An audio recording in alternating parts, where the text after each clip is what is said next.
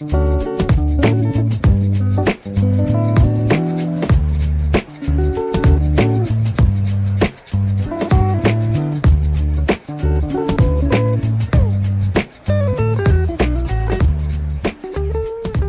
Cheese Festival is actually my favorite day of the year. It's something that I look forward to, and I've been here before. I was at the first one, and it's just this amazing opportunity to taste all of the great cheeses of the state, to be a part of a great event, and of course being at Shelburne Farms I think is worth a trip anytime.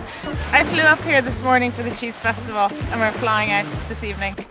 It's a great way of hanging out with friends, eating great cheese, trying other great foods. There's also great chocolate and beer and wine. I think you tried every single blue cheese there was in the entire festival.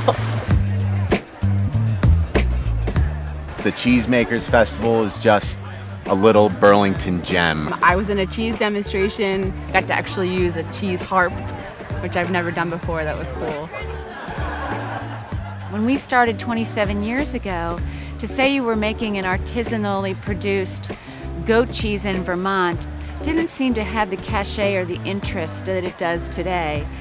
We staked out our claim and said Vermont will be the artisan cheese state in the country, and Vermont will be the Napa Valley of cheese, and it seemed like this audacious statement to make then.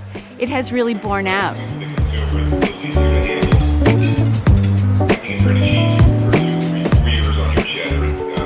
Grazing pastures of Vermont have, from spring through summer, this remarkably verdant production of grasses that yield milk. You can only make great cheese with great milk. Milk's the center of it. And great milk comes from happy, well-fed animals, and Vermont has no shortage of that.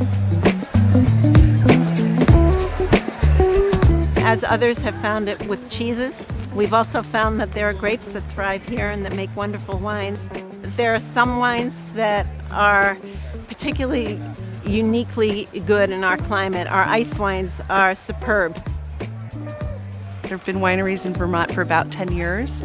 When we got started, there were 7. They're now over 30. There's a very supportive atmosphere for people who are trying to create wonderful products that I think is very unique to Vermont. I love the fact that we nurture the land, which produces the feed, which feeds our cattle, that produces the milk that we then turn into cheese, and then get out and sell to the public. And I just love that whole process and the fact that we encompass all of it. When we had the idea of doing it 2 years ago, we really didn't know what would happen. We didn't know whether we could get 500 people to come to a cheese festival.